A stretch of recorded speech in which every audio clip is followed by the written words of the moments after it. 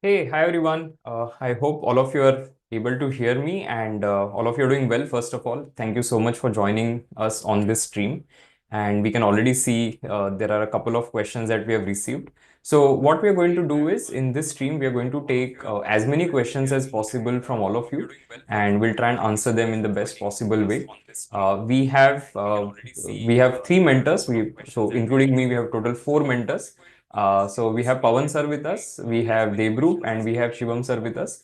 So all these mentors have extensive experience in terms of coaching for CAT and helping aspirants. So if you have any questions, and we understand the last minute anxiety that some of you may be facing, and those apprehensions and the thoughts that are going in your head, so feel free to ask anything. We'll try and answer it, and we'll take as many questions as possible. Okay, so we'll start with one question from Forgotten World. So again, it's like very operational question. And again, Pawan sir, Devru, Shivam sir, whichever question you feel like you can just take it up. We'll take turns in answering questions. Okay. So question from Forgotten World: do we have to paste the photograph on the admit card at home? Yes, it is always advisable that you do it beforehand. So the signature has to be put in front of the invigilator. But when it comes to the photograph, you have to put it beforehand. Don't go to the test center, because I have seen this happen where people go to the test center and then they're looking for a glue, right? It definitely doesn't make sense. Unnecessarily, you are creating pressure at the last moment. So don't do that. The same photograph, you have to just put it before you go for the test. Okay, so you don't have to go to the test center and then do it. Okay, I'll take a couple of these operational questions first, and then maybe we can move to more content-based questions. There's a question: can we wear shoes with thin soles? So again, definitely that's fine. That's not an issue. So don't worry about that. Whatever you feel like, you can wear it. So that's okay. In some cases, again, this is very center-specific thing that has happened again with me in the past, where they ask you to remove the footwear, right? So that may happen. That can happen at a couple of places, but it doesn't happen everywhere. So I've seen centers where they're very lenient when it comes to checking as well. But there are centers where it is very, very strict and you have to remove your footwear as well, because that is the policy of the lab as such. So wherever you are going, taking the test, the lab maybe has a policy that, okay, people need to remove their footwear outside, right? So that they may ask you. So that's how it works. Okay, but otherwise, there is nothing specific regarding shoes. Yeah, Sahil, again, I think you had a similar question. So, okay. All right. Anything that you want to start with? Maybe Pawan sir, we'll start with you. Any quant question that you want to take? Yeah, actually, Sakshi, you asked what if all arithmetic questions are C level? See, if you think from an examiner's point of view, that is not possible, right? I mean, first of all, it's a relative test, so it is based on percentile. So how you perform compared to the others is the determining factor here. If for a moment, let's presume that all the questions are C level, the cutoffs will be very, very low. So last year, there were quite a few questions which were A and B. Still, one could clear the quant cutoff at 11 marks. So which means that, all questions C level, if for a moment we presume that is possible, cutoffs will be negligible. Okay, so in case you are not doing a lot of questions, others are also not doing those. And second thing is that practically, if you think from an examiner's point of view, they have to differentiate between a 99 percentiler and a 90 percentiler and a 75 and a 60. If all questions are almost unsolvable for most of the students, everybody is going to score the same bare minimum marks. So don't, I mean, it's normal to have those kind of thought when you are going into an important test, but you can rest assured that is not possible. Maximum, you can say 6, 7 questions can be C level, not more than that.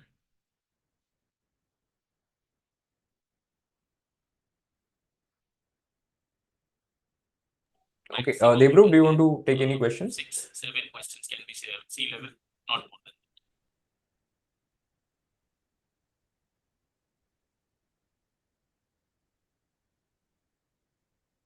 than Or Shivam sir, you can also go ahead. Any question you can pick. Okay, there is a question from Vidhi, who says that, what if the same photograph is not available anywhere? I think that is fine. You can, have a photograph already pasted, and the second photograph will be taken in the exam center live, right? So that is okay. So see, regarding photograph, right, just to add, slightly different photograph is fine. So, but if you're looking very, very different, that may be a problem. So just ensure that the photo that you have, even if you use a slightly older photo, that's okay, which is similar to what you have pasted. So that there is no issue. If possible, having the same photograph is always recommended, right? Because they have clearly written that please affix the same photograph. So you have to follow that.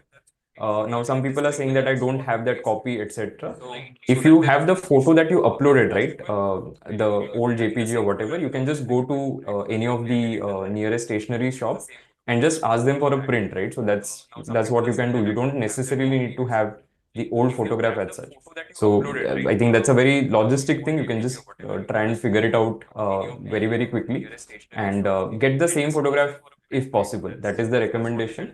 But whatever reasons, if it is not possible for you, then similar looking photo is okay. So minor differences is fine, but if it's like a very major difference, it may be an issue. So just be careful of that. But whatever reasons, if it is not possible for you. Okay, echo is coming. Okay, not sure if it is happening to everybody because I saw a few comments regarding that. Okay. So Prasad, Okay, for there's a everybody. question around changes in the DILR pattern this year. So does anyone want to answer that question about DILR pattern changes? See, I mean, if there are changes, they would be very minor changes, and it's a level playing field for everyone.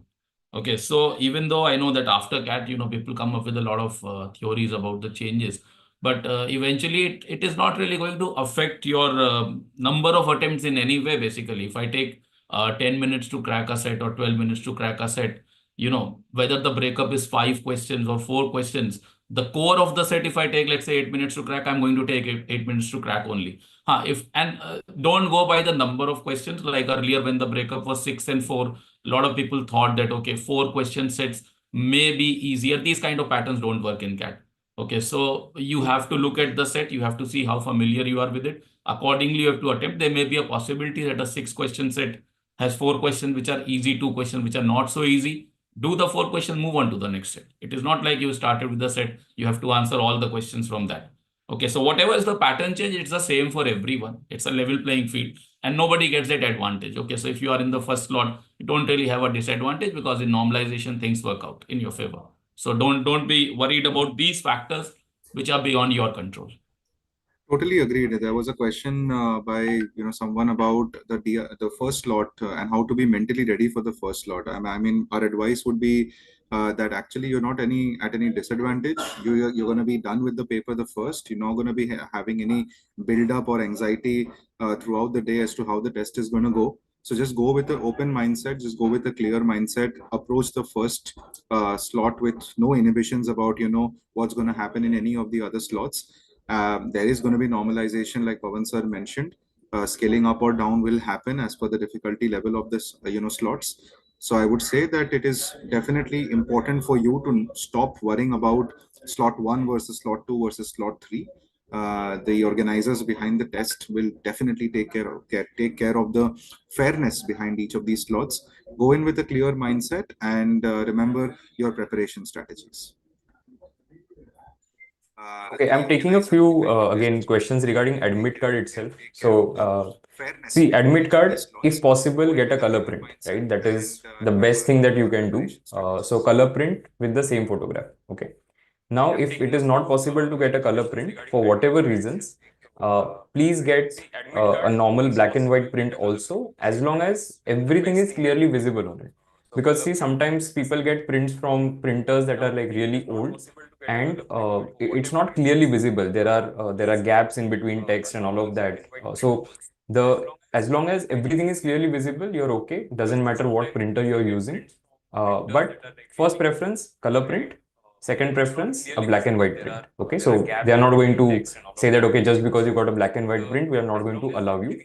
Provided everything is visible, your photo is clearly visible, your signature and everything, whatever that you are supposed to put, that space is visible, all the instructions are clearly visible, etc. Okay, so take care of that.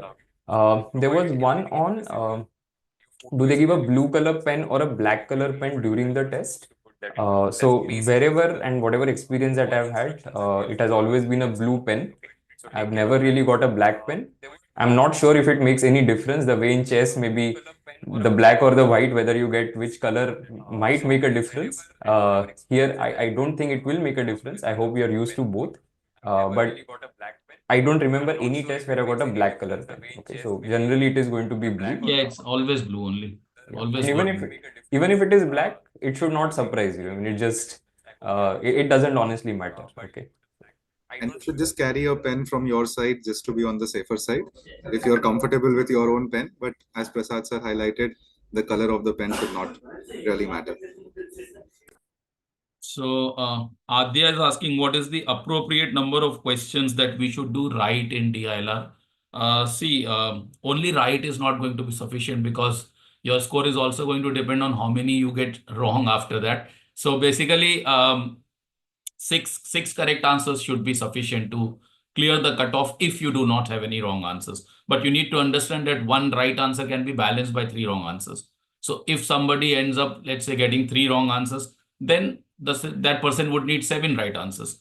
So there is no relative number of right answers that you should have. But yeah, I mean, one set can clear the cutoff, but to be on the safer side, 6-7 questions is what one should aim for. Anything more than that, you know that you've definitely cleared the cutoff.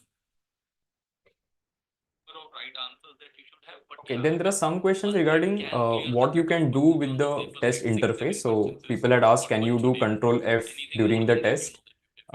So whatever I recall from CAT, it is not allowed. You're not supposed to touch the keyboard once the paper begins. And it says that your test will get logged out, right? So please read the instructions very, very carefully. Do not try to do anything fancy, like doing Control F, etc. during the test because it's not needed. So please don't do that and go through the instructions very clearly because as long as I remember, it says if you touch the keyboard once the test begins, your test will get locked. Okay, so that is why please don't try that. And there have been instances in the past where people have done it and the test got locked. The other thing was regarding the brightness of the screen. Now, see, whatever system you get, okay, brightness you may be able to adjust, but only try that, as in do not do it during the test. Okay, so what you can do is, let's say for whatever reasons you have, let's say an eye problem because of which maybe the screen is way too bright for you. In that case, what you can do is when you get that seat assigned to you, whoever is the invigilator, you can just talk to them and ask them if the brightness can be reduced, because see, brightness is a different thing compared to the test interface. So brightness can be adjusted, but do not try this during the test. So speak to the invigilator, you can request them that this is a little too bright for me, so can we reduce this a little bit? Because see, once the test begins, they are not going to do anything, right? You are on your own after that. And if, let's say, you try to adjust brightness and something else happens during the test, it will just be creating problems for yourself, right? So please don't do that.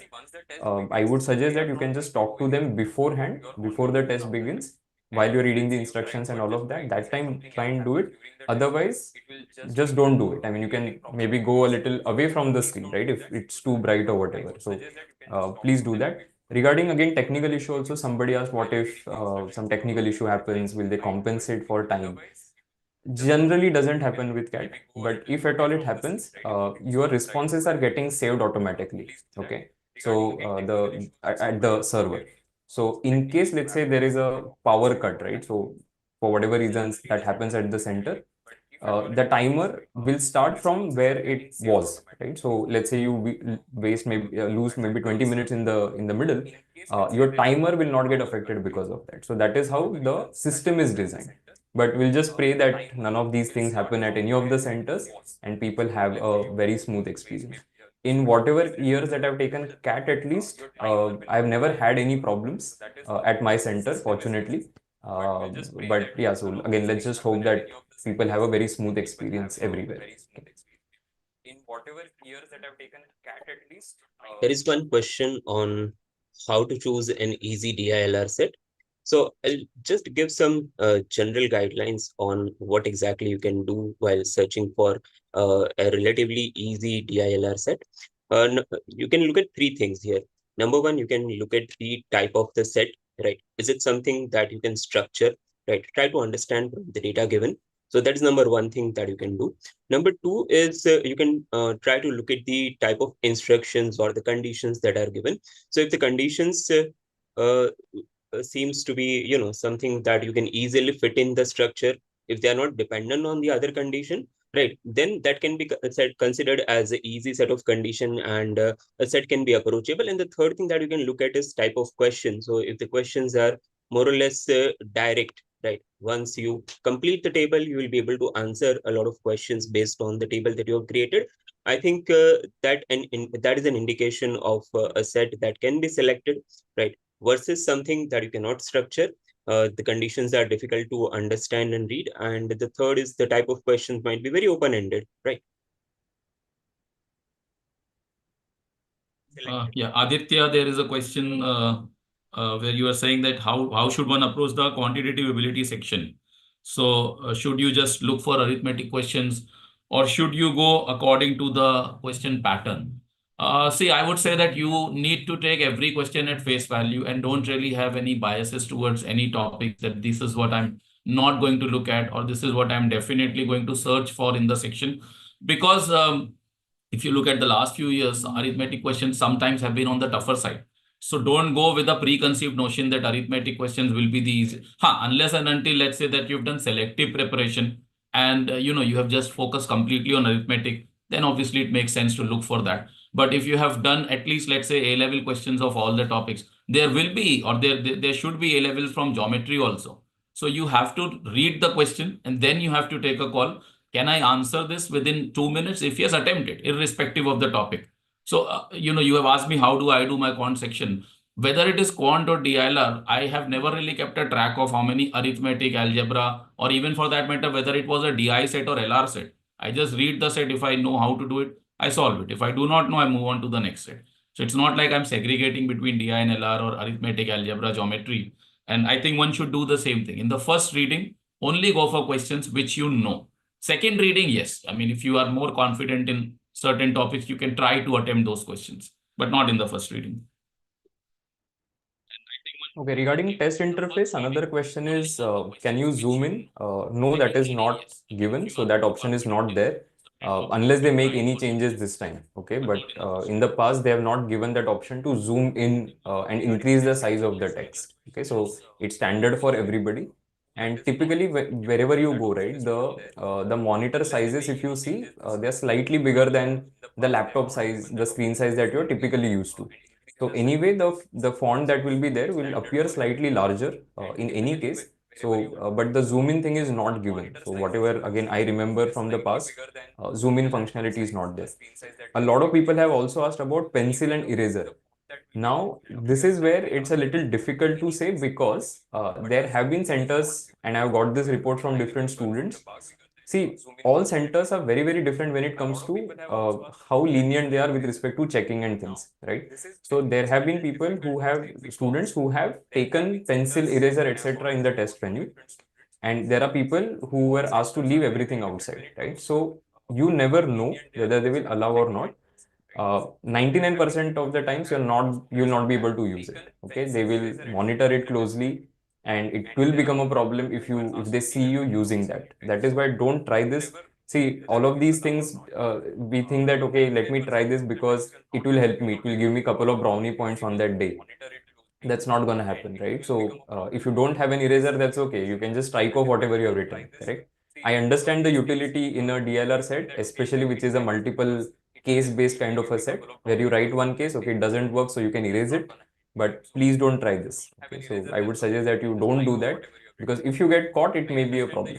So I would encourage people to not try this. Okay.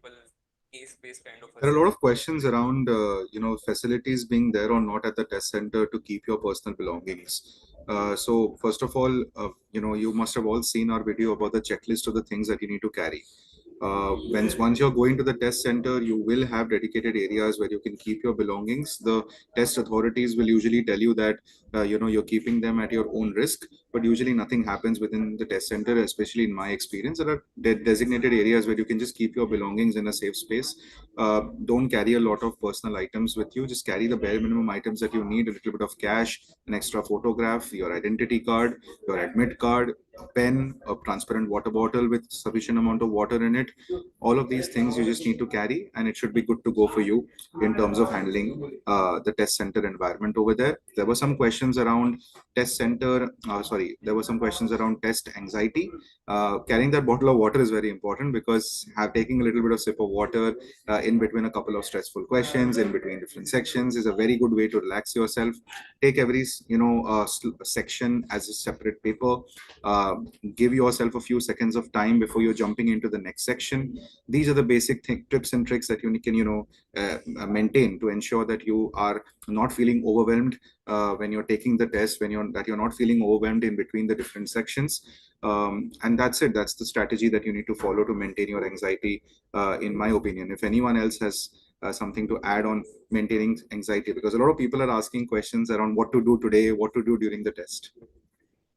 Yeah, so today, the simple answer is do nothing, right? So you don't have to unnecessarily stress. A quick revision of formulae is still fine. I would be okay with that. But I'll definitely not take a full-length test. I'll not do any of the sectionals or whatever. So I'll not do timed test taking, because you already have done enough of it. So whatever you have done, somebody had written, I've taken 40 SIMCATs. Is that enough? I would say yes, it is enough. Right? So you don't have to do more. So what I'll do today is, of course, relax, have home cooked food, sleep as much as possible. Just ensure that you're in the right mindset. Surround yourself with positive people. Do not watch any negative content, right? So today won't be it won't be a good idea to, let's say, watch a horror movie today, right? Please don't do that.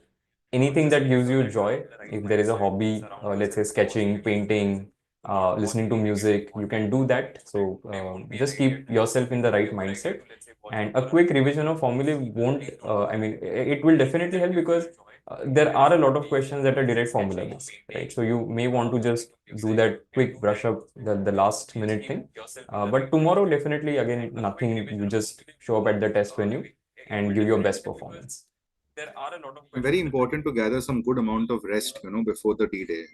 Gather some good amount of sleep. Make sure that you're not doing any late night binge watching of any kind of content, for that matter. And somebody even asked a question about the breakfast that you need to have before the first slot. So make sure that you have a normal breakfast, nothing fancy, nothing different from what you usually do. A cup of black coffee would be fine if you want to awaken your senses. But just keep your schedule as normal as possible, and treat the day as the next SIMCAT that you're taking and nothing else. Yeah, I completely agree. I mean, don't do anything which is different from your routine, right? So let's say if you're somebody who likes South Indian breakfast, right? You do South Indian breakfast. Tomorrow you don't have to have chole bhature in the morning, right? So please don't try that. So just stick to whatever is your normal routine and you should be fine. Okay. Now there was a question regarding jackets. So a lot of people, I saw a few questions on, can we wear a jacket? Now they will ask you to generally remove it, because that's what I've experienced in the past. So they just want to check. So especially if you wear let's say a jacket which can be removed, right? Unless you're wearing, let's say, a hoodie, and even in that case, they might ask you to. They'll just check whether you're carrying anything or not, because there could be multiple pockets, etc.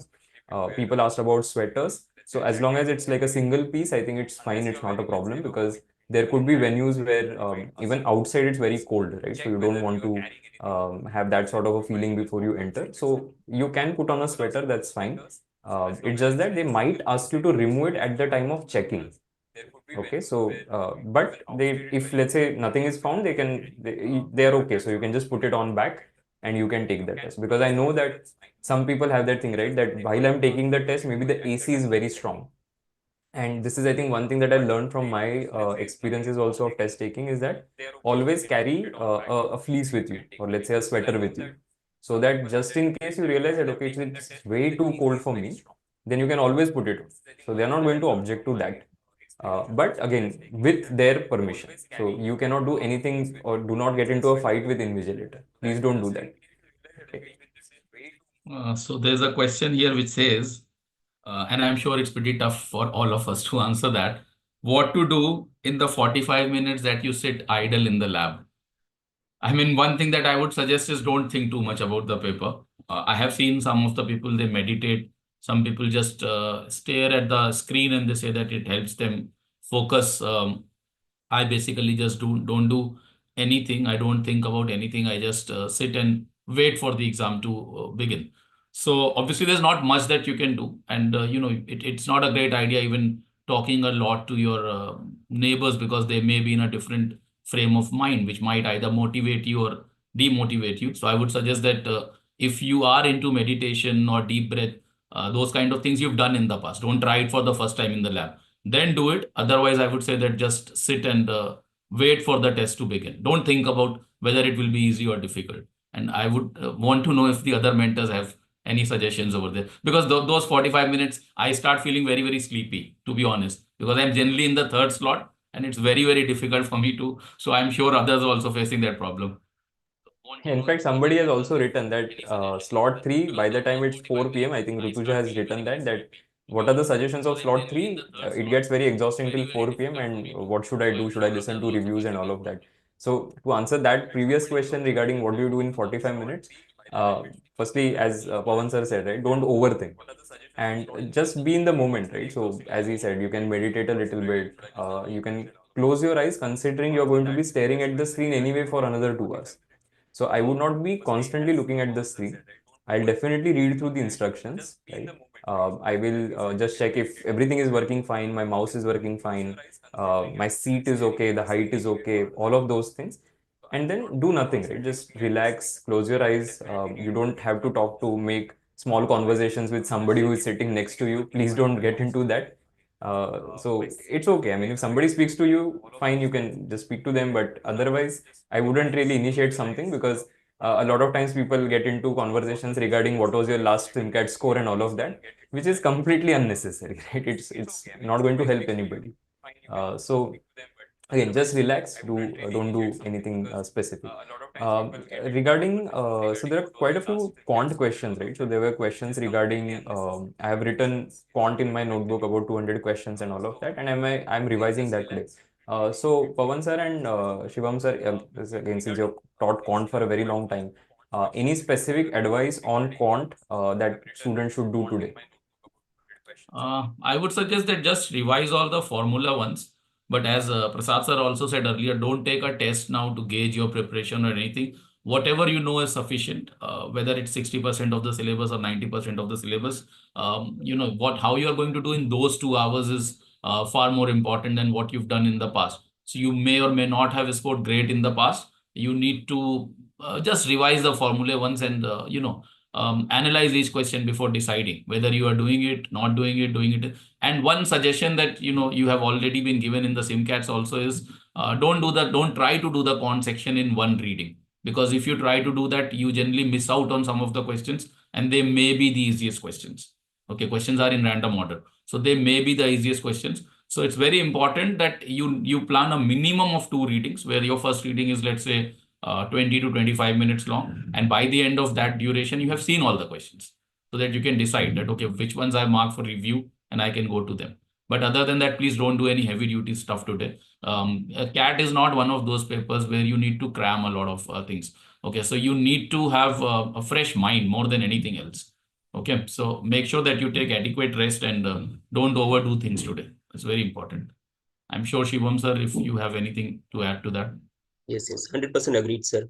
There is one more question on, I have only prepared arithmetic, so what should I do in the paper? Obviously, if you have only prepared arithmetic, then you should look at the questions from arithmetic first while you are taking your actual exam, and treat the questions on their merit. If you find easy questions from arithmetic, just go ahead with those questions first. Later on, you might want to look at the moderate and slightly moderate to difficult questions also from arithmetic, but that has to be the later cycle. Once you complete that, also try to look at the other questions. If something from algebra that you can do, something from geometry that you can do. Obviously, if you've done only arithmetic first, your priority has to be arithmetic in 2 orders, 2 rounds. But after that, also, you should try to look at the algebra and modern maths, even geometry questions.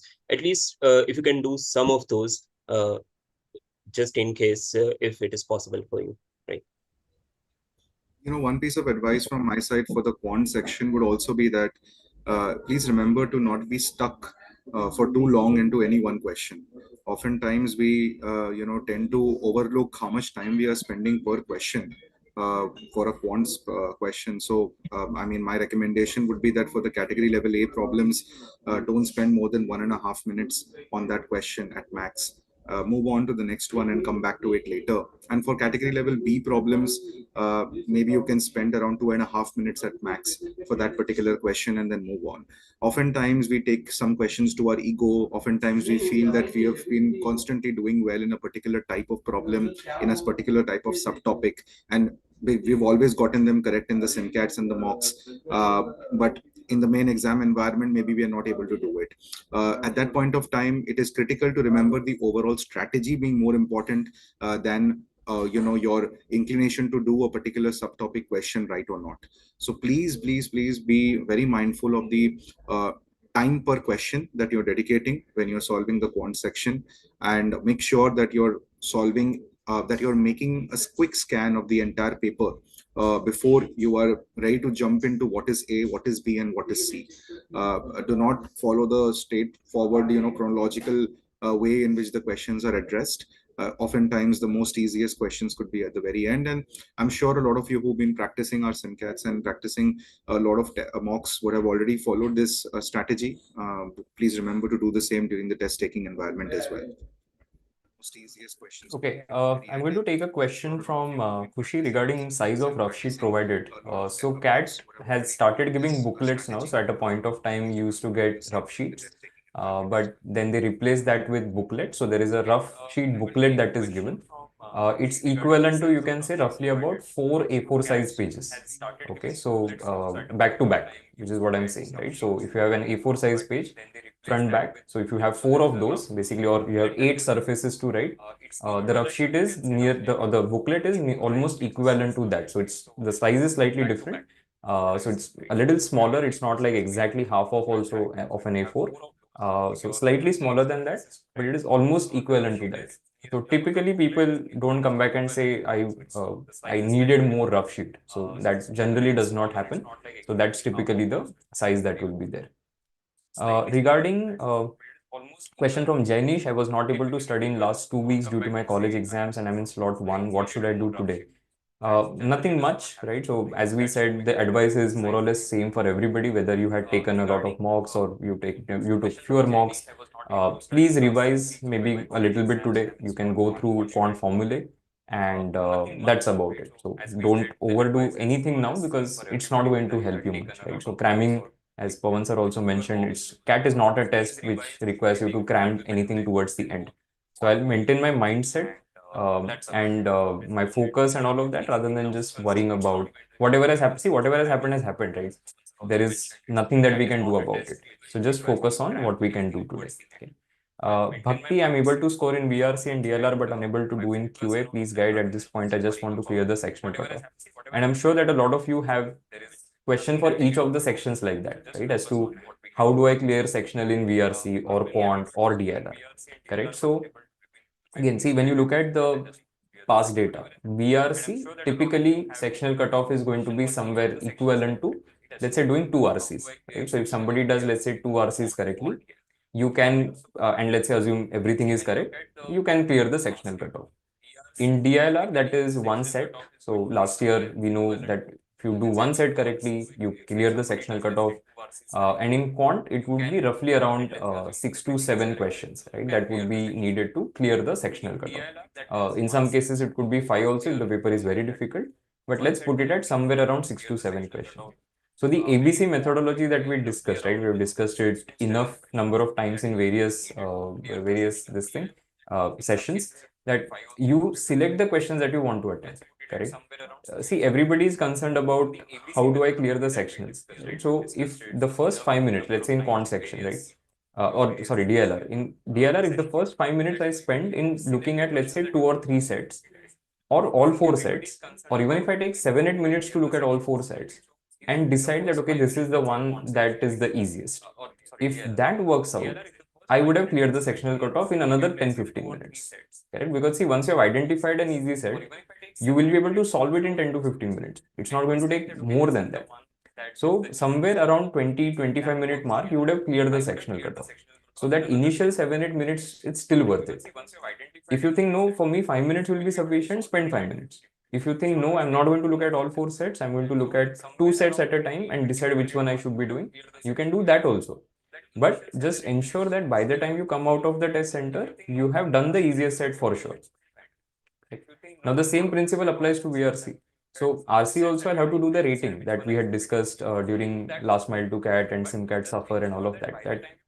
Let me identify which is the set, which is the RC that is the easiest, which will work for me, and start with that. Now, if you're used to doing RC first and then VA, don't change it tomorrow. Right? Follow the same methodology. Do 2 RCs, maybe then you can do VA. Right? And in quant, the advice I think that works for everybody is look at 2, 3, 4 questions at a time. So as Pawan sir also mentioned, right, that there will be a lot of questions that will be easy here and there. So you cannot say that, okay, I'll start from question 1, I'll do that, then I'll go to question 2, I'll do that. It's not going to happen. So maybe question 1 itself is very difficult. So what you do is look at question 1, 2, 3, identify the easy one, do it. Then you look at question 4, 5, 6. Identify the easy one, do it. Right? So you can either go in blocks of 3 questions at a time or 4 questions at a time.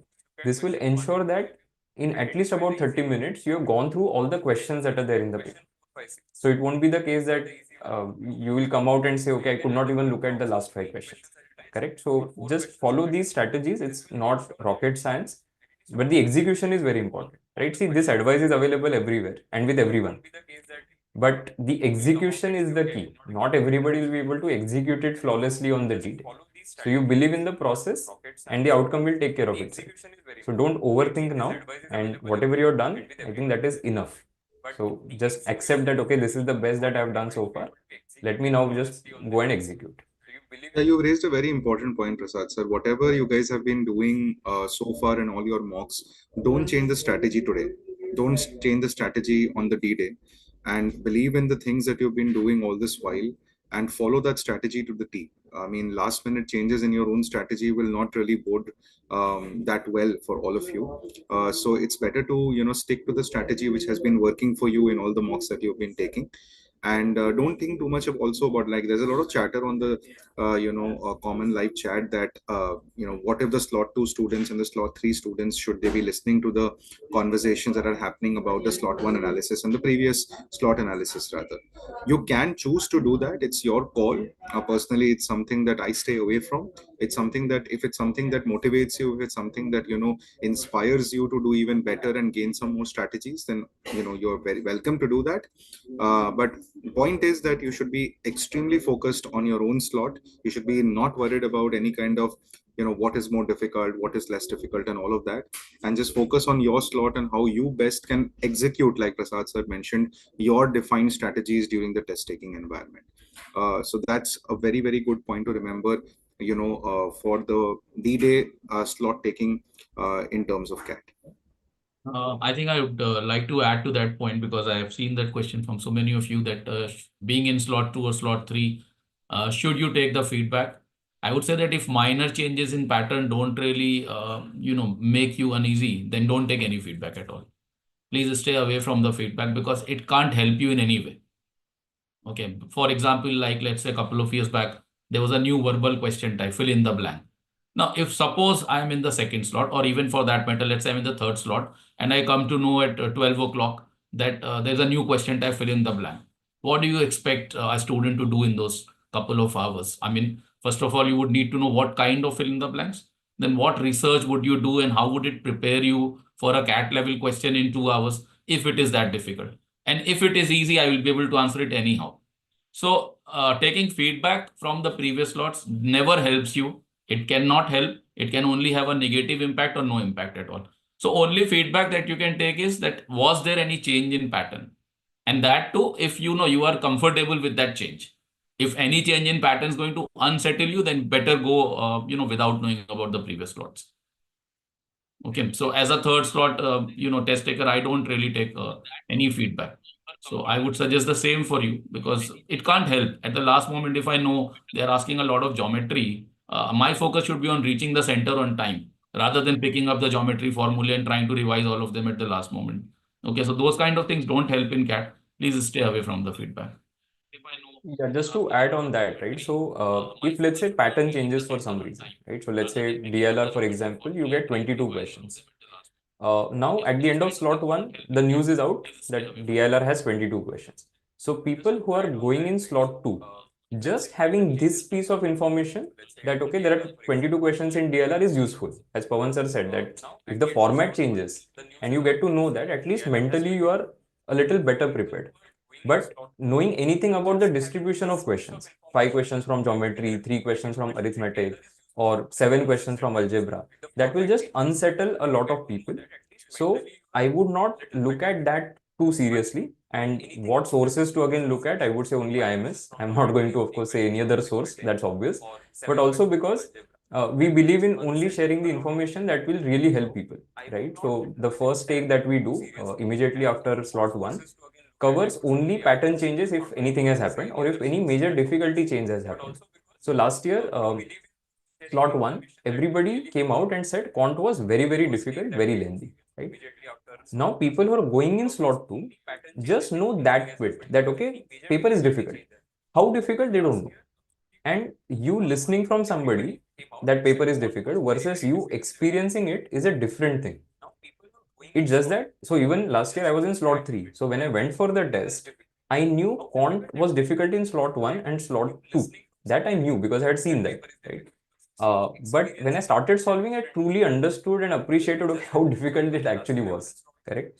But yes, it helped me strategize a little better because then I knew that fundamentally the questions are difficult, which means a lot of people will not be able to solve too many questions. So your accuracy is the key. So that is the point of listening to reviews or watching reviews. It's simply to understand if there is any major change in the paper pattern, if anything new has been introduced, right? And that's about it. So I will not think too much about the difficulty because for a slot 2 person, slot 1 difficulty is irrelevant. For slot 3 people, slot 1 and slot 2 difficulty again is irrelevant. What you have to understand is your percentile is relative to people who are taking the test with you, and none of them know what the actual difficulty is going to be. Okay, so again, I would say, if you, as sir also mentioned, that if you're somebody who gets easily unsettled by any news, then stay away from reviews. You don't have to listen to it too much. But if there is a paper pattern change, at least that first impression that we are going to do tomorrow morning, the first live session that will happen on this channel, that will tell you whether there was any change or not, and we'll also send it as a telegram message on our channel, so that people who are not going to watch that video content can at least just go through the text to see if there is any change, and that's about it. Okay, you can walk into slot 2 comfortably with that information. Send it as a telegram message on our channel, so that people who are not going to watch that. There is a question, is it possible to rip out pages of the notepad? No, it is not. You have to submit it back with whatever pages you have received, and please don't try to do that. Also, signature to be done in advance. No, during the exam, invigilator will come to you and get your signature done. Submit it back with whatever pages you have received. Don't try anything fancy. That would be my suggestion, right? I mean, doing all of these things like tearing the pages of that sheet. I mean, why do you want to do that, right? So I will not take any such risk. Please don't do that. So just stick to, okay, they have given it, you use it nicely. That's about it. Okay.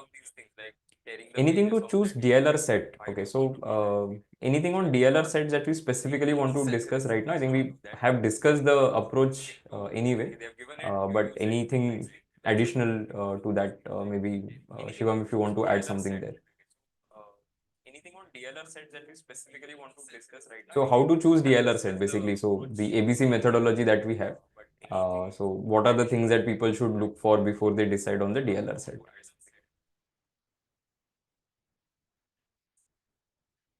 Pawan sir, you can also take it. The ABC methodology that we have. So what are the things? Well, I think the most important thing is that your familiarity. I mean, how many sets of that type? If it's a new set type, you can definitely attempt it, but it should not be your first attempt. Then the complexity of the set. I mean, if I can't really understand what they are saying in the paragraph, chances are very less that I will be able to solve it. I first need to be able to understand the clues.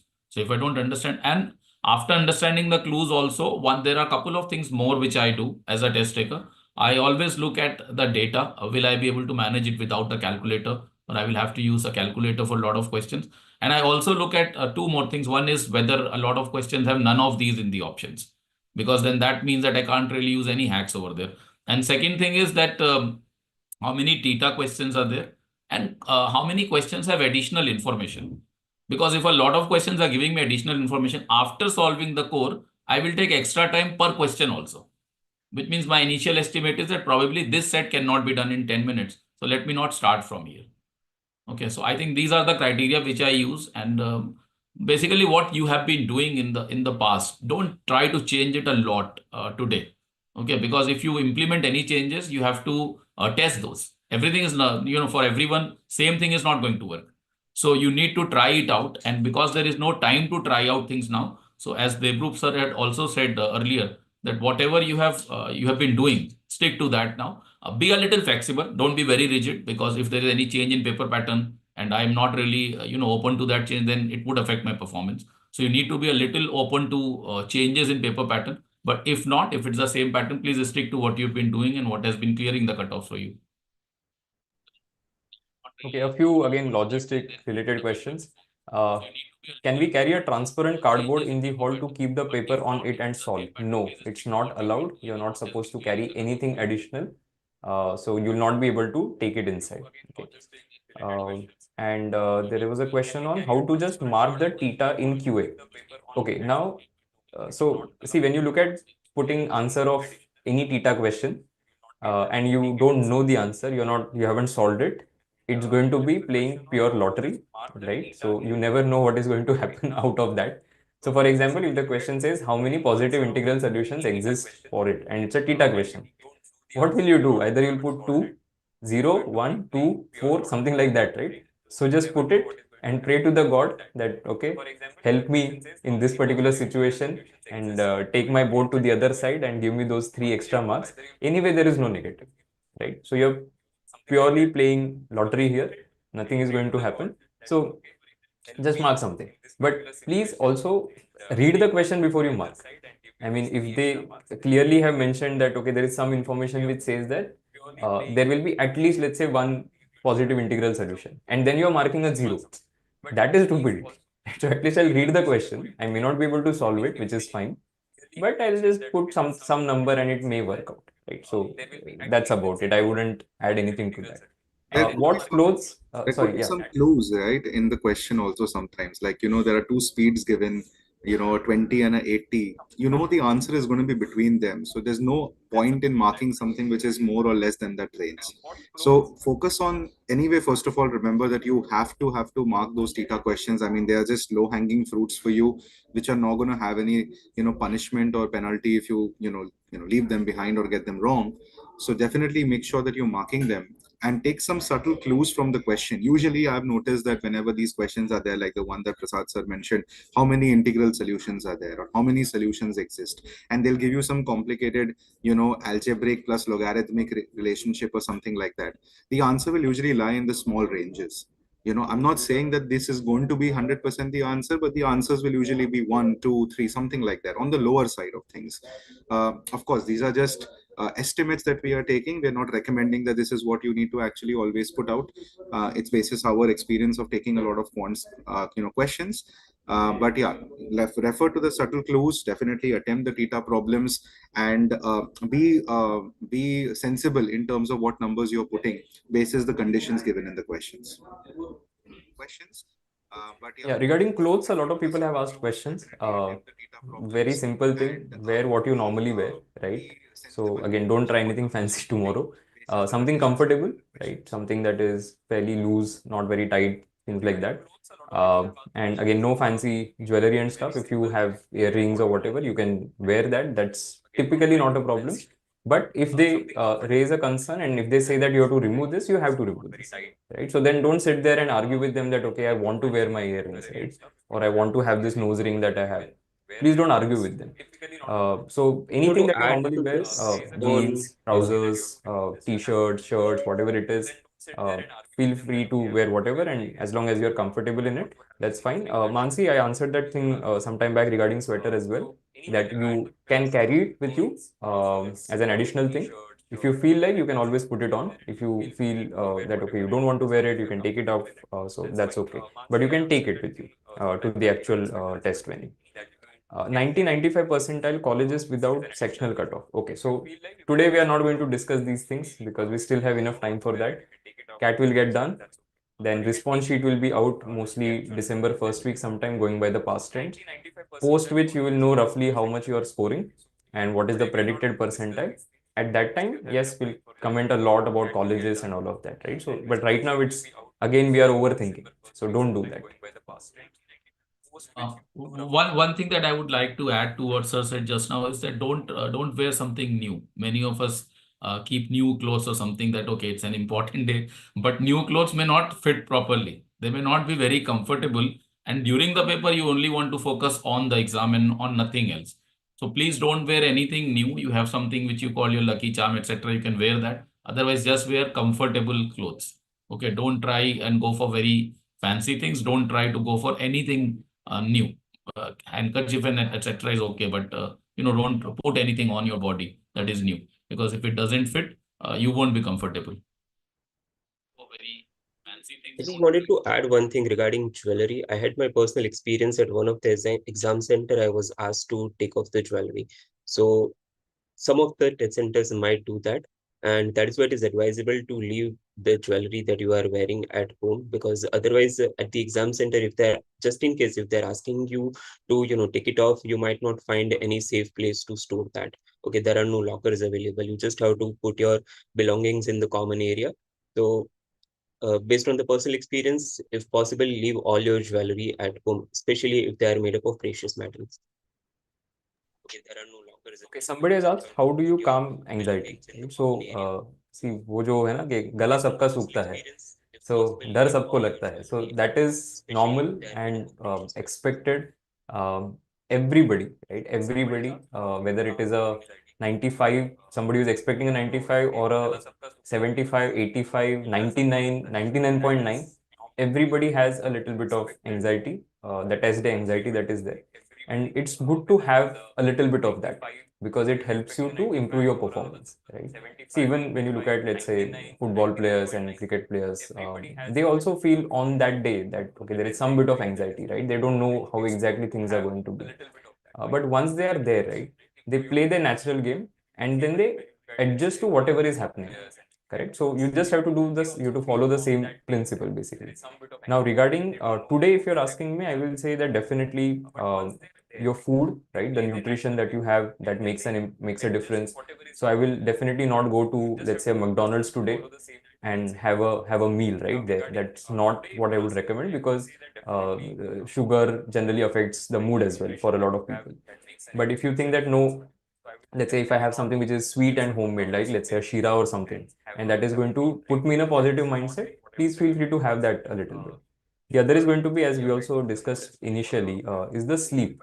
That you sleep a lot tonight. So maybe I would say at least 8 to 9 hours of sleep if you can get, that would be perfect. And we also discussed if you can do anything to relax your mood a little bit. Maybe it could be pursuing your hobby, drawing, sketching, things like that. You can also watch a movie if you think that, okay, it's not going to impact you significantly. As Debruk mentioned, that I'll not go to Netflix and binge watch something tonight, because I always have Monday to do that, or Sunday night. So I can do that tomorrow night. But tonight I'm not going to do that. Listening to music is fine. So anything basically which helps you to relax. For somebody, it could be, let's say, just sitting and closing eyes, meditation. For somebody, it could be doing, let's say, a little bit of yoga, right? All of that. Now, people who go to the gym, for example, I'll not go to the gym and try and hit a PR today, right? So I'll maybe lift a 5 kg weight. That's okay, but I'll not try and do a 40 kg, right? So I'll keep things extremely relaxed today. I'm not, if possible, don't even go outside. Right? That is the simplest thing that I can recommend, because why go out unnecessary, right? If you already have your admit card printed, if you have your photo with you, you don't have to go out today to do anything. So just sit at home, conserve as much energy as possible. One recommendation about this from my side as to what you can do today. It's a little bit of an unorthodox suggestion, but oftentimes I've seen it work. Just talk about what you're feeling, what you're going through, sometimes with your family members or your close friends. letting out those emotions and talking it out as to what all feelings and emotions and the anxiety that you're feeling, especially in front of family, can really help you feel calmer. You may not realize it consciously yourself, but you will definitely see an impact of it later on. So if you're feeling a lot of overwhelming thoughts and emotions today, then have a straight conversation with your close and loved ones, and express to them that this is what you're going through. It's completely normal that you're going through this, and let out your emotions in front of people that you trust. Explain to them why you're feeling what you're feeling, and definitely I'm sure your loved ones will understand and will give you a lending ear to hear you out. So I think that's also very important and something different that you can do. Obviously you can be at your own pace. You want to be alone, you can definitely do that. From a test taking environment, what I have personally experienced, and for any of us who've not done this before, sipping a little bit of water in between, taking a couple of deep breaths, these are the things that usually work. Pawan sir was also talking about people who like to meditate or just close their eyes and think of peaceful thoughts, especially before the exam. That's a fantastic way to just calm yourself down. Don't try something that you've never done before in terms of relaxing yourself. Also, don't do that. But definitely understand that having these emotions and these thoughts is a very normal thing before a big exam day like this. So don't judge yourself for feeling too overwhelmed. I've seen people do that as well.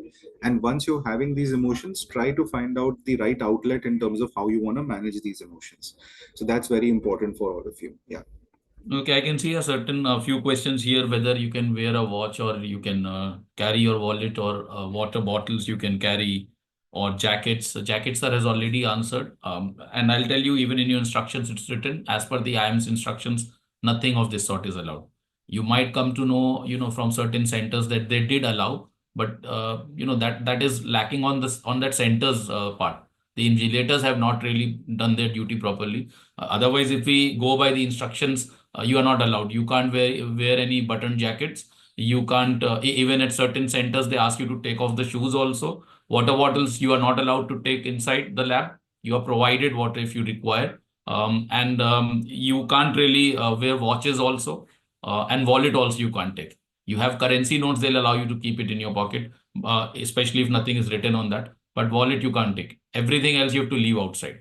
And most of the centers have an arrangement where you can deposit these things. But if not, then the shops outside, they deposit those things for a small amount, and they keep it for you. And don't worry, it's generally safe, because 200, 500 students are depositing. They don't have the time to check 500 wallets. Okay, so things are safe. You can carry things, but you can't carry them inside the lab. Okay. A quick tip for all of us over here is that please don't wait until the last moment to take a printout of your admit card.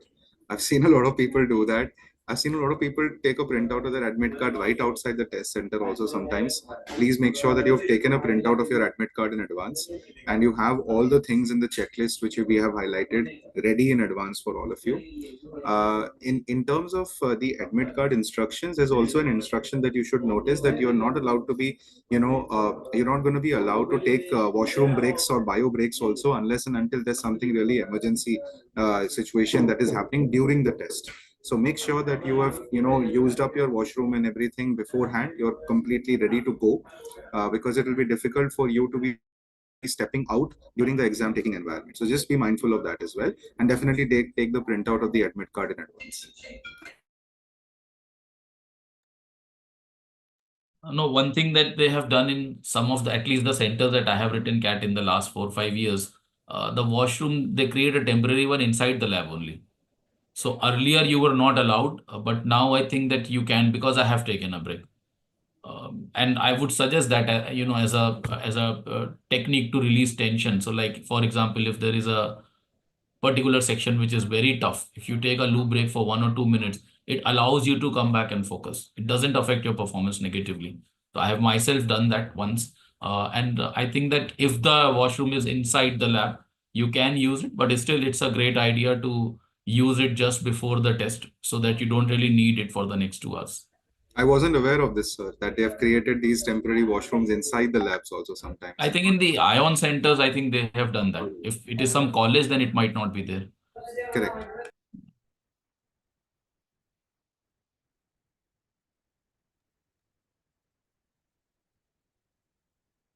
There is one question. What should be the approach in DLR if there are 22 should- questions with 5 sets? Shivam sir, you want to take that? Okay. What should be our approach in DILR if there are 22 questions and 5 sets? That is the question precisely. So approach, nothing much changes as far as you are selecting the questions using the right parameters like the I think Pawan sir already mentioned that you are going to select the set based on the type of questions, type of conditions, and the overall structure of the set. If that is something which you can put a structure into, maybe you can tabulate the data, or you can create a type of Venn diagram or something of that sort. Then obviously, if that set fits into the criteria, that is the type of conditions, type of questions, and whether you are able to structure that sort of set or not, I think you should go ahead with that without worrying about number of questions or the number of set. And based on that only, you have to keep your priority. And yeah, that's it. Nothing much changes. Easy, moderate, difficult. That has to be the order, right? Okay, there's a question from Ria that says, what problem should I solve to get into the exam mode before the test for slot 1? Okay, because I take time to get myself going. Well, I mean, some basic reading you can do if you like reading. And something like a Sudoku or a Kakuro, those kind of puzzles you can solve. But nothing related to the past CAT questions or anything of CAT level. Please don't do that before the test. Any very basic light puzzles you want to do or light reading, you can do that. Otherwise, you are in the first slot, you have to anyhow leave very early. So I wouldn't really suggest that you do any of those. But if you feel that you need a little bit time to warm up, just do some reading. I know most of the toppers, they just read before the test. Don't do anything else. Okay, question from Karthik. Many times the test centers don't provide extra rough sheet. How can we complete DLR and VRC in only one paper? It's very frustrating and can't argue with them. Firstly, for CAT, they don't give you rough sheets. They give you a booklet and you get only one booklet, right? So you will not be able to ask for more booklets. The booklet generally is sufficient. So also ensure that the way you write, right, you're not wasting space unnecessarily so that you're able to fit everything in that booklet itself. But you will not be able to add anything. I mean, you won't be able to ask for additional stuff. So that's one booklet that they give you, which is, as I said, equivalent to 4 A4 size sheets, front back. So, and that is generally sufficient. Amit, what is that one thing in DLR that a person who is weak in DLR should keep in mind while solving it so that at least I can try to even attempt it? So spend the initial 7-8 minutes in identifying the set, right? See, anybody who thinks that I'm not good at this particular section, whatever practice that you've done so far, right? You more or less know, okay, what kind of sets you like. For example, if you like, let's say, anything that has arrangement in it, right? Or anything that involves, let's say, Venn diagrams, maybe you like that. So the first thing I would do is maybe look for if there is anything from that area that has been asked. But it may happen that that set specifically is difficult. So that is why I would objectively evaluate that by spending the initial 7 to 8 minutes and identify which is the easiest set out of these that I can handle, and then start with that, correct? So if you do that set, you will be able to clear the sectional cutoff, and that should help you to get to whatever score that you want to get, correct? See, once I do one set, my mind is telling me that, okay, I've cleared the sectional. Now it's just going to be upside from there, right? There's no downside. So let me try and do one more set. If I can squeeze that in, or even if I can squeeze in a couple of questions, that will be very, very useful and it will improve your score, correct? So do that.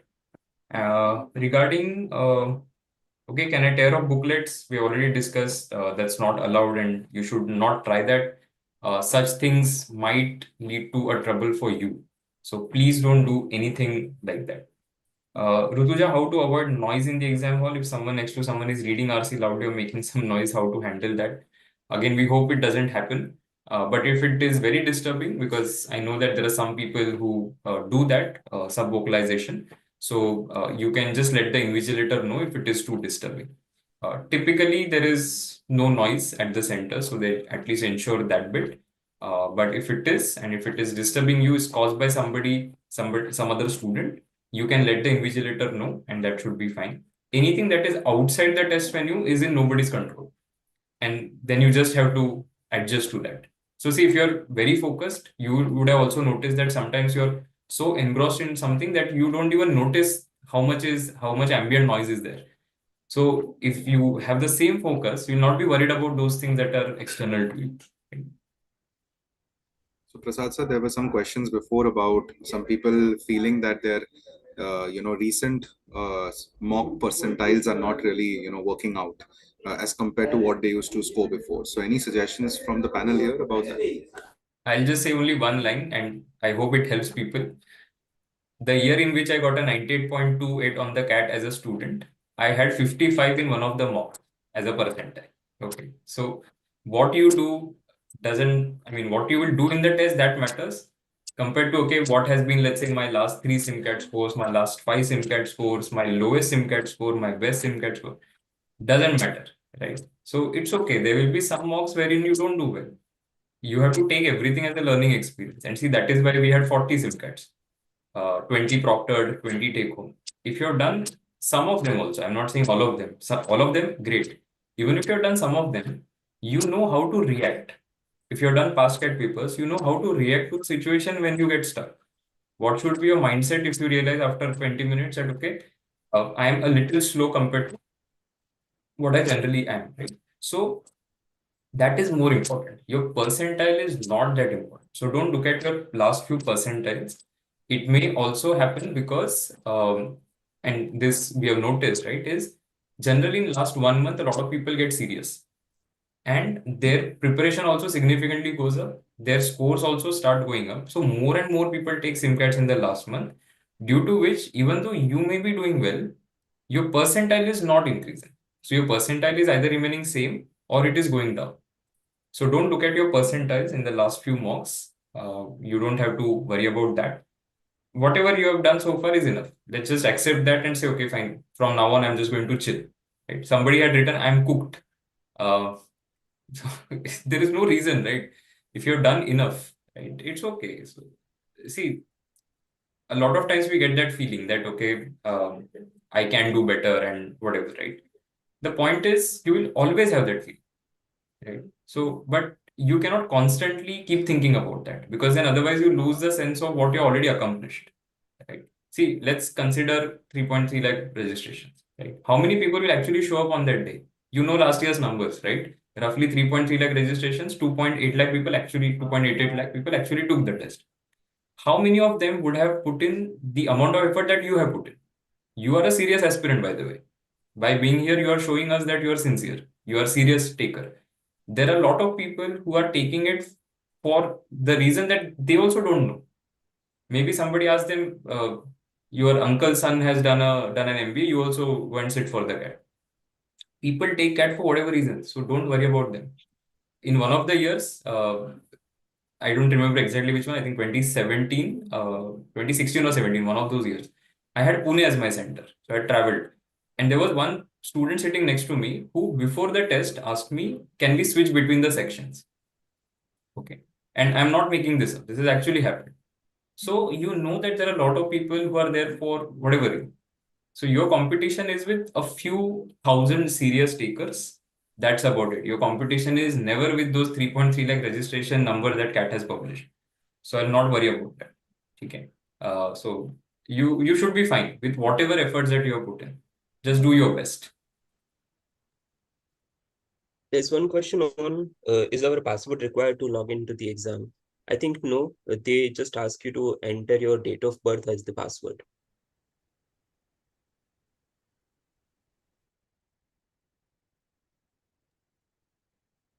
Should we consider to give a SIMCAT before our exam, Arish? So if you're asking today, should I take a SIMCAT? The straight answer is no. Please don't do that.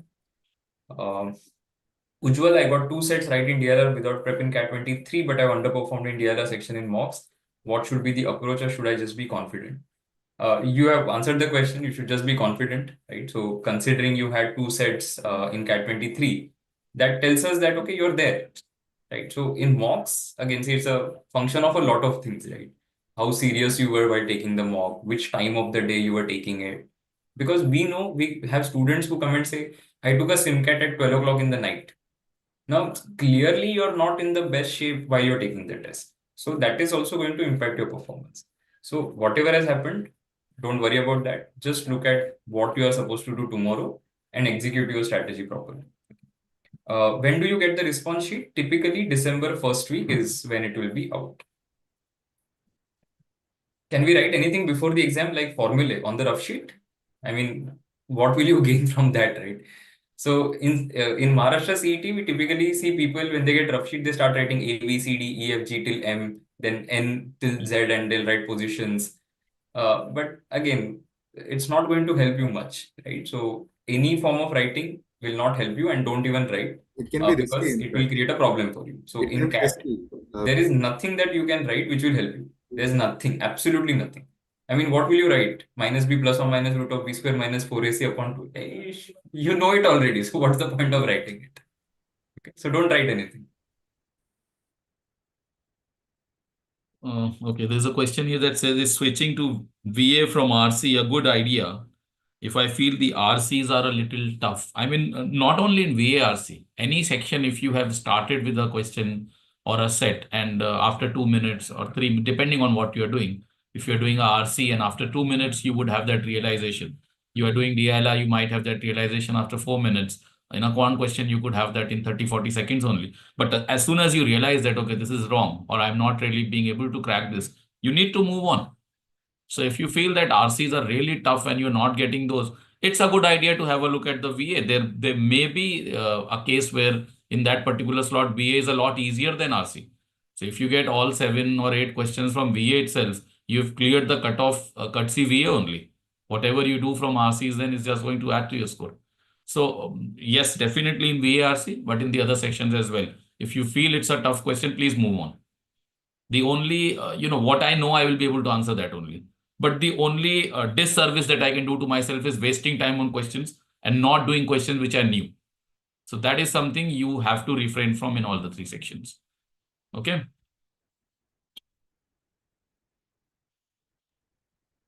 Somebody's written, I can't handle DLR. Okay, now see, एक है कि ये चीज अगर 6 महीने पहले कोई पूछता था, my answer would have been very, very different, right? Today, if you're asking me that, okay, I can't handle DLR, my answer is going to be straightforward. Go to the test tomorrow. Spend 7, 8, 10 minutes maximum in identifying that one set that you think you can solve and solve it. If you do that, you have cleared the sectional cutoff. And after that, if you identified the second easiest set, you can do that also, right? Now, there is nothing that can be done to do much in DLR, correct? So whatever sets you have solved so far, that accumulated knowledge is going to help you tomorrow, and you have to rely on that.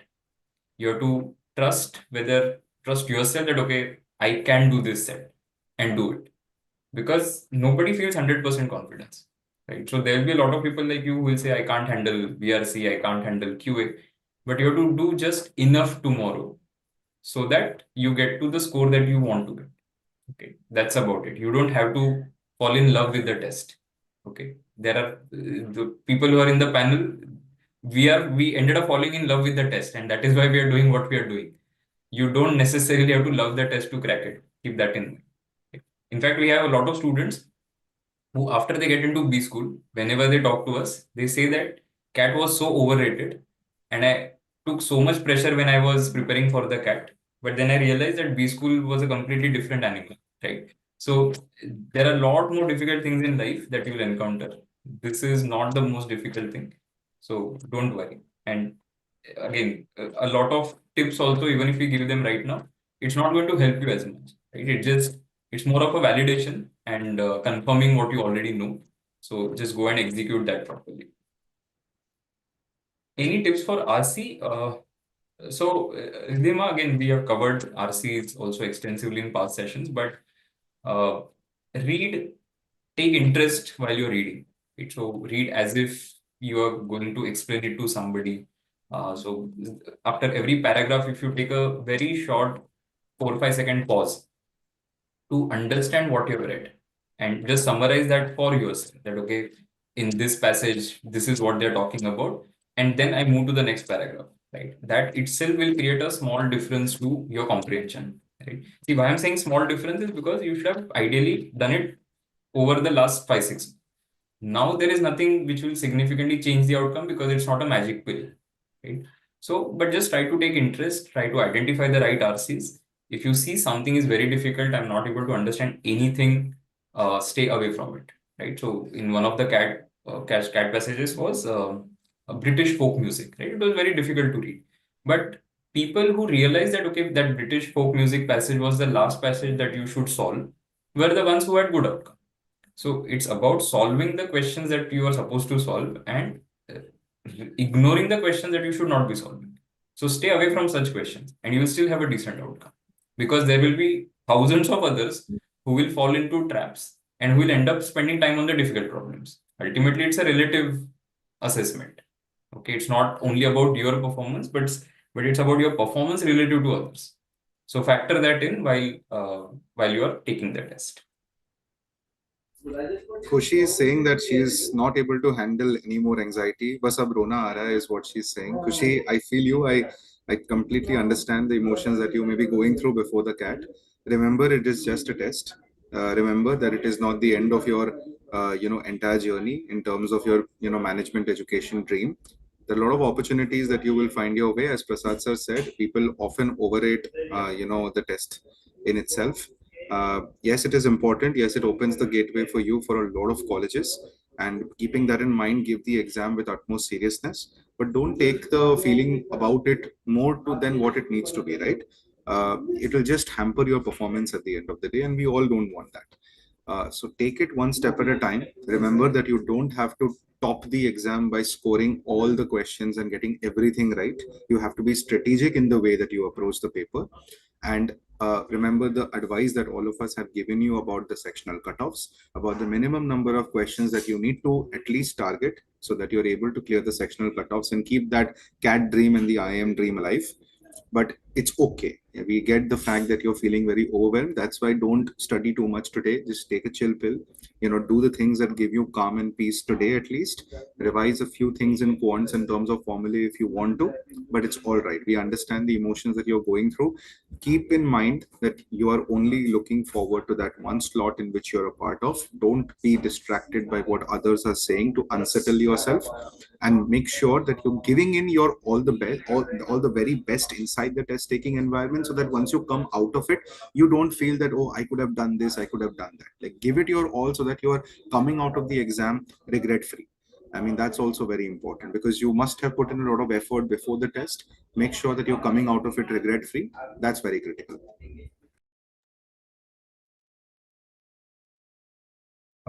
Sir, any advice for Prisha? I blank out during math and I don't know what to do. So, Shivam sir, if there's anything that you want to add. That might happen for a particular question, right? Not for the entire section or your quant as overall. So my suggestion would be, just in case if you happen to not able to recall some approaches, or get stuck in between, or you get a feeling that you are blanking out, maybe you can leave that question immediately, move to something else, move to the easier question that might be down the line in next 2-3 questions. That will help you get into thought process of solving the question again, and avoid that feeling of blanking out completely.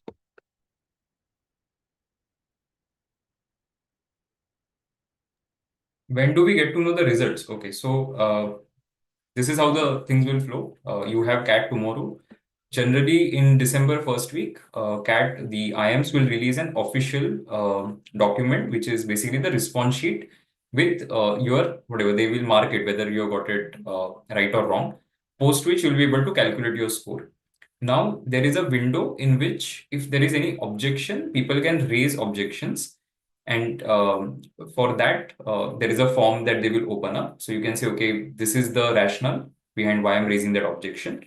And post that, the final answer key, whatever. After that, the result will be out. So typically around the last week of December, the result should be out, going by last year's trend. Last year, I think it was out on 23rd December, 22nd, 23rd December, around that time. So that is how things will flow.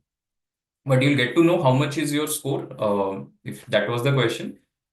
By the end of the first week of December, I think you should be getting it. Once the response sheet is out, you more or less know what your score is. Okay. Nisha is saying about the sectional cutoff. Mentioned one set in DILR is a good, estimate. 4 to 5 questions in quants may not be sufficient. You need to go to either 6 to 7 questions correct in quant to clear the sectional cutoff in that section. Yeah, with 100% accuracy assumption, of course, in those 6-7 questions.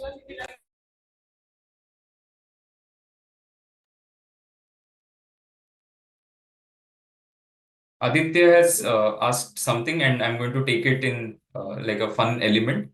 What my exam center catches fire during my shift, and I am the cause of it.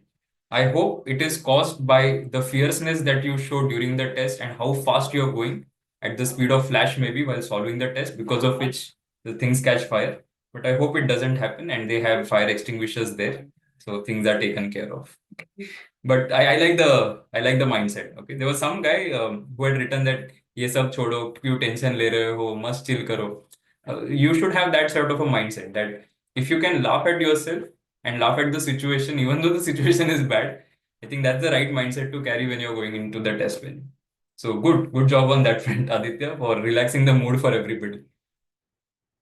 Okay, I think we'll wrap up in another 2-3 minutes. We have more or less answered most of the questions, and we have covered the approaches and mindset and things like that. So what we'll do is we'll take turns, and if anybody has a question, you can still leave it as a comment on the video. Once the stream ends, you can leave it as a comment and we'll answer it. But any last minute tips, advice, suggestions, anything, parting remarks that you have for students, we'll go in order. So we'll start with Pawan sir, then Shivam sir, will then go to Devru, and then I'll close it. The advice is only that today you just relax. You can revise all the formulae. 2 to 3 hours of work you want to do, especially if you're in the first slot, you can do that. You are in the second or third slot, maybe a couple of hours more you can put in. But don't make it a very heavy working day for you today, because those kind of things are not required for CAT, nor do they help you in CAT. So keep it light, just relax. As we all have mentioned during this session, that indulge in activities that can take pressure off you. So whether you like painting or listening to music or movies and series watching is not really recommended, especially if you're in the first slot, because you don't want tired eyes also. So you don't really want to look at the screen for 5-6 hours today and then not be able to focus tomorrow. But any other such activities you want to focus on, do that. Make sure that you're comfortable everywhere. So don't eat something that can upset your tummy or something for tomorrow. Eat your normal food, wear normal clothes to the center. Make sure that you reach on time. Whatever you need to carry to the center, which is basically your identity and your admit card, keep it at a place where you can find it easily tomorrow, especially if you're in the morning slot.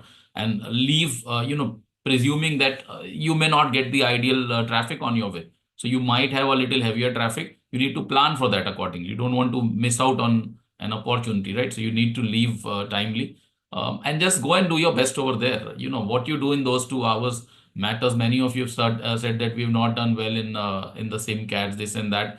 I'll just give you one example we all know about. You just Google one thing after this session.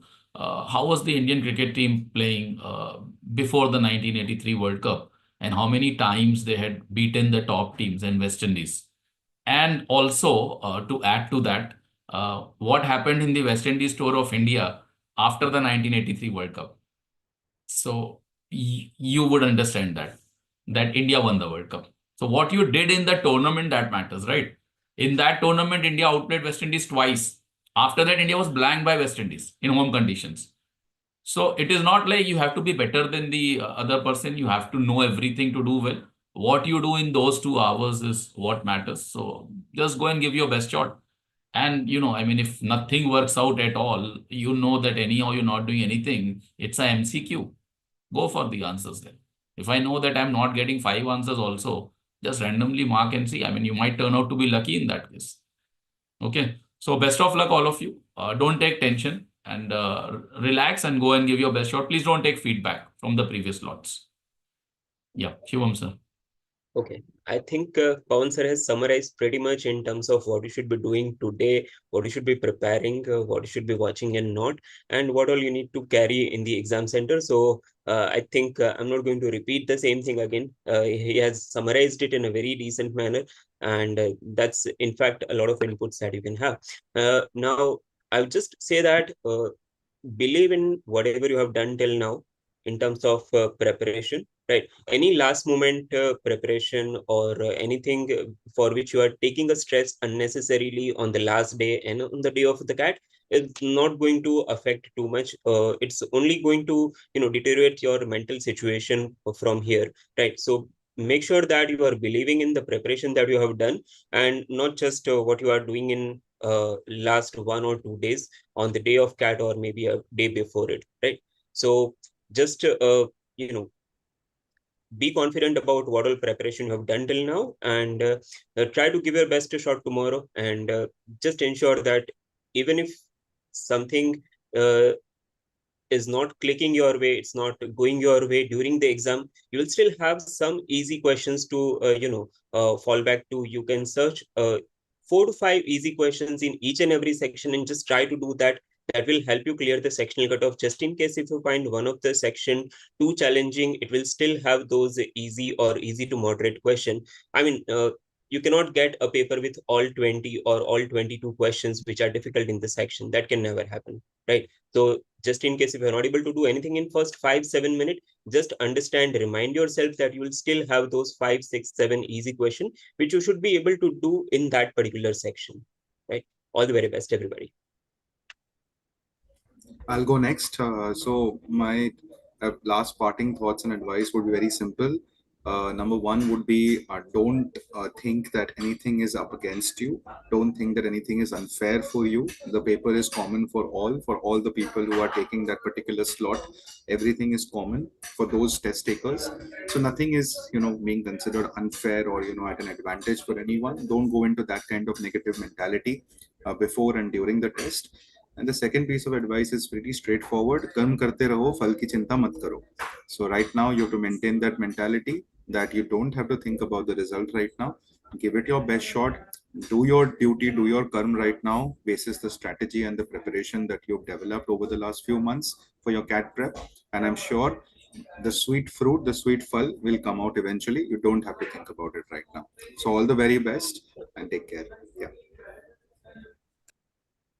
Okay, so that brings us to the end of this long stream that we did answering questions from all of you. I hope this has helped and it helped you to sort of calm your anxiety a little bit and also understand, or you got answers to all the questions that you had.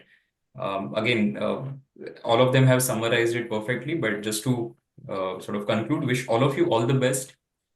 See, CAT is a journey, right? And you've all been a part of this journey. You have put in the effort that is required, right? See, if I ask you right now, how many questions you must have solved? Some people will say, okay, 3,000 questions. Somebody will say 4,000. Somebody will say 8,000, 10,000, whatever. All of you have put in some effort, right? And tomorrow when you go, you have to trust the effort that you have put in and back yourself up with that effort that you put in and say, okay, fine, tomorrow confidently I'm going to appear for the test, right? When you look at people who do well, these are the people who adapt quickly, right? These are the people who have put in the effort, and when they go for the test, if they see something surprising, they will adapt to that. They will deliver the best that they can with the things that are given to them, right? Because there's no perfect situation, right? So there is one ultra runner that I follow, and he has this thing that he says that there is no perfect weather, right? So conditions, the external conditions are not in your control. The thing that is in your control is what you do, right? So just focus on that. Don't worry about what others are doing. Don't worry about your past performances. Just show up tomorrow and do the best that you can. Okay, and things will fall in place. For whatever reasons, let's say if you think that, okay, I'm completely stressed out right now, I would say don't watch YouTube. Okay, so stop that. So it's contrary to what we have been doing for the last 1.5 hours, but just switch off your phone and sleep, right? That's it. Don't overthink this, right? Because you're always going to feel more comfortable and relaxed once you sleep for a long time. So yeah, that's about it. I wish all of you all the best, and we'll see you tomorrow. We'll see you day after as well. We will keep on doing a lot of sessions over the next few days, and to help you in whatever way that is possible. Okay. So I hope all of you do well, and great. Good luck to all of you. I hope things fall in place for everybody, and all of you have a fantastic outcome. Okay, so from all of us, all the best once again, and take care of yourself.